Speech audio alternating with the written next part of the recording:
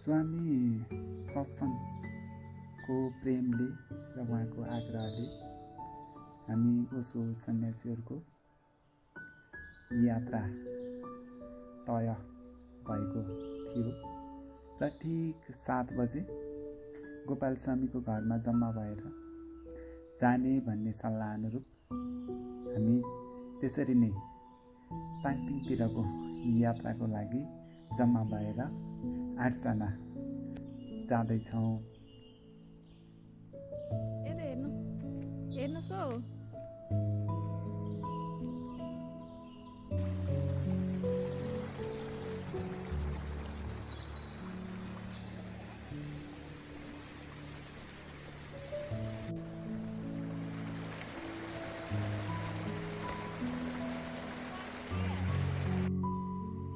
काभ्रे डाँडाबाट सिक्लेस जाने बाटो नगई सिधै छाचोक हुँदै मादी खोला तर्दै हामी उकालो लागेका छौँ र अब बिचमा नास्ता गर्ने हाम्रो सोच रहेको छ र शान्त पानी भएको रमणीय ठाउँमा र औसिलो पनि फलेको ठाउँ फेला परेको छ र औसिलो खाँदै माझीहरू रमाउँदै नाच्दै अब हामी बिहानको नास्ता गर्दैछौँ।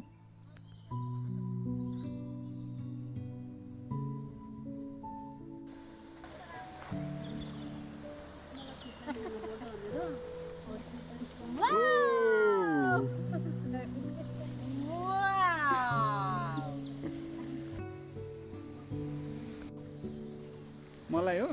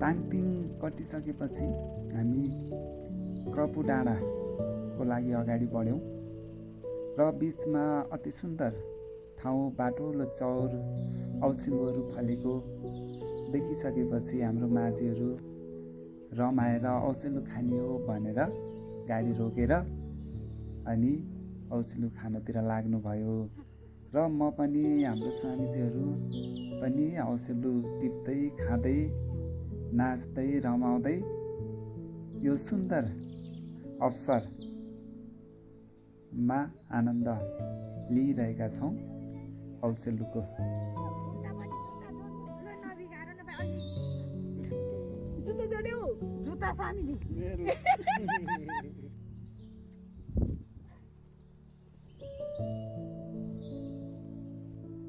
यात्राको लागि बिचमा खानेकुराहरू घरबाटै बनाएर लैजाने सल्लाह भएको रहेछ। सोही अनुरूप कुनै माझीले बनाउनु भएको थियो। अब खाना खाने समय पनि भइसकेको छ र अलि शीतलो ठाउँ हेरेर हामीहरू आज बिहानको खानाको लागि बस्दैछौँ र खाना मिठो बनाउनु भएको छ राधा माझीले। अब यो मिठो खाना अचार खाएर अनि त्यसपछि हाम्रो यात्रा अगाडि बढ्नेछ।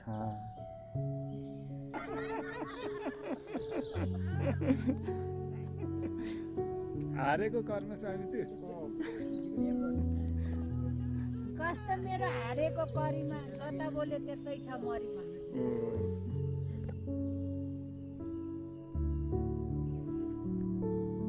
हाम्रो यात्राको आजको लक्ष्य आइपुगेका छौँ। क्रपु डाँडा माझीहरू रमाइरहनु भएको छ, चिच्याइरहनु भएको छ, नाचिरहनु भएको छ। वाउ!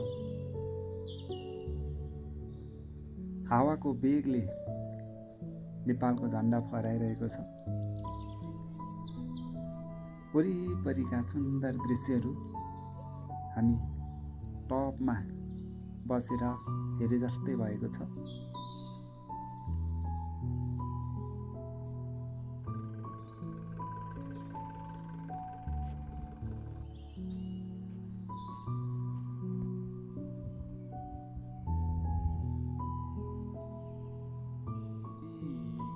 हामी अहिले कर्पु डाँडा आइपुगेका छौँ। यहाँका बस्ने जुन ठाउँहरू बनाइएको छ यस्तो, यहाँ चाहिँ मान्छे अहिले खासै अक्सिजन भएको कारणले कोही छैन, एकजना मात्रै त्यहाँ फेला परेका थिए।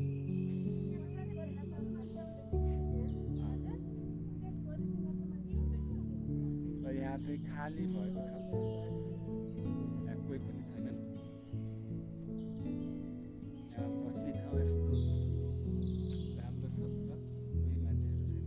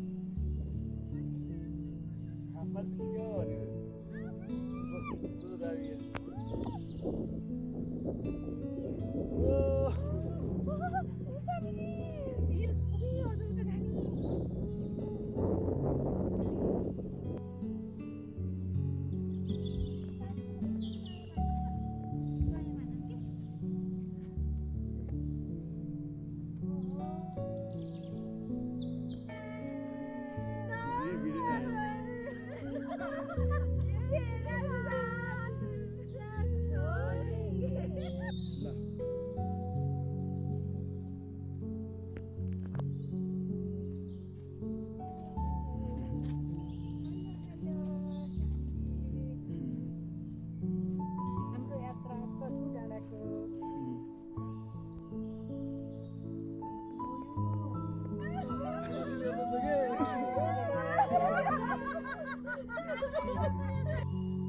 क्रपु डाँडाको सुन्दर दृश्य हेरिसकेपछि, यहाँ फोटो भिडियो खिचिसकेपछि यहाँ बस्ने या फर्किने भन्ने सल्लाहमा फर्किने भन्ने एकमत सबैको भइसकेपछि अब हामी ताङतिङतिर फर्किने तयारीमा छौँ र आजको बास हाम्रो ताङतिङमा हुनेछ।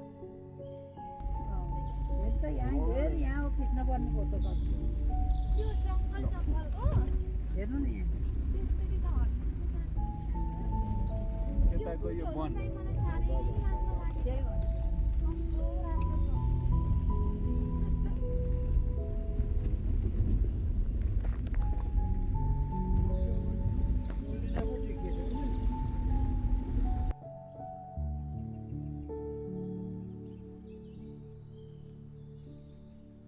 हामी ताङतिङको मोनिका होमस्टेमा आइपुगेका छौँ र आजको बास हाम्रो यही होमस्टेमा हुनेछ।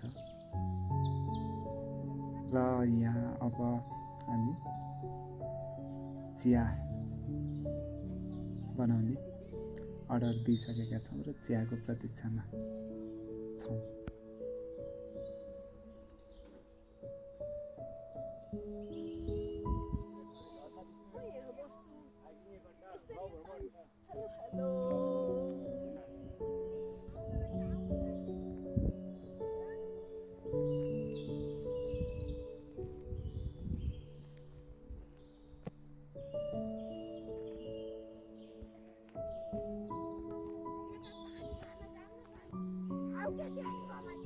ल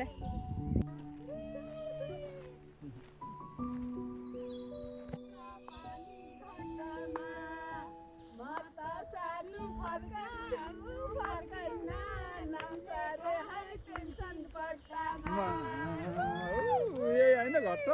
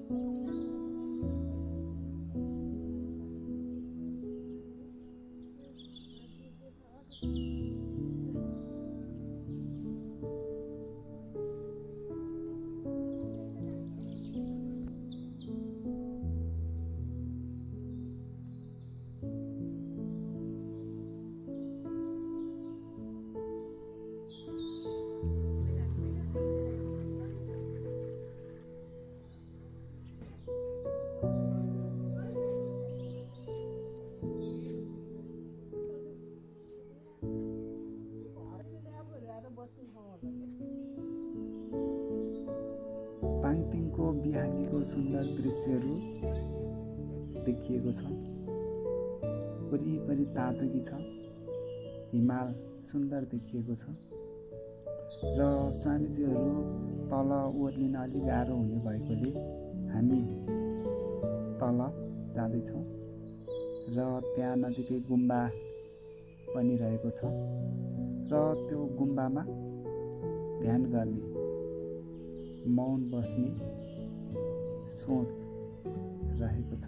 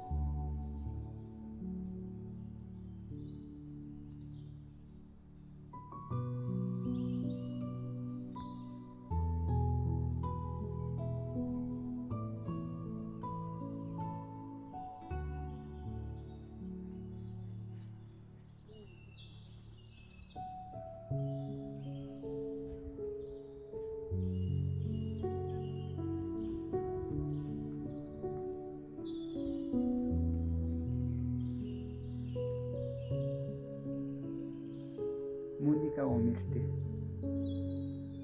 अब हामी पोखरा फर्किँदैछौँ। टिका लगाएर बिदाई गर्दैछन् अनि सबैलाई यो होमस्टेको खाना मिठो थियो र व्यवहार पनि राम्रो थियो र अब हामी बिदाई हुँदैछौँ।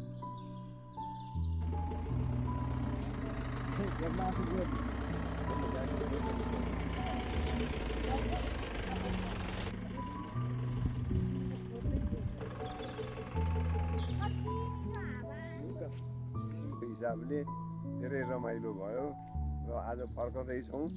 फर्केर पनि हामीहरू बाटोभरि राम्रो अनुभव भयो। हजुर, धेरै गाडीभित्र धेरै हाँस्य ध्यानहरू भयो। हजुर, र अब हामीहरू पोखराको नजिकै आइपुगेका छौँ। थाहा छैन यो ठाउँको नाम के हो मलाई।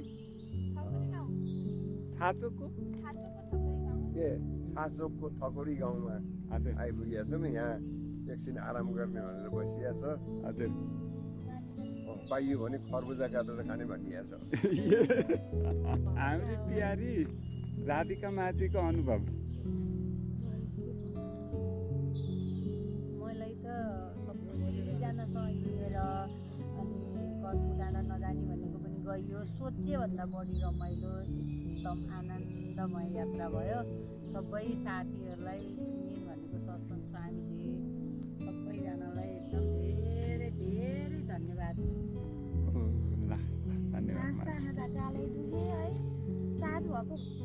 यति मजाले हाँस्न पाइयो कि हाँस्दा हाँस्दा गाला पनि दुख्यो र पेट पनि दुख्यो र हास्यको थेरापी पनि भएको महसुस भयो र यो सुन्दर यात्राको धन्यवाद हामी स्वामी सत्सङ स्वामीजीलाई दिन चाहन्छौँ र उहाँको प्रेमले नै यो सुन्दर वातावरण जुर्न गएको हो।